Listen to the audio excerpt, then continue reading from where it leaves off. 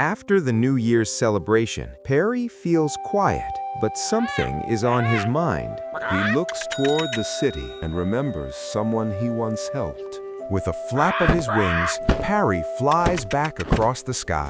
Then suddenly, there she is, the woman he saved. Parry lands nearby, watching surroundings and carefully turns to a nearby tree.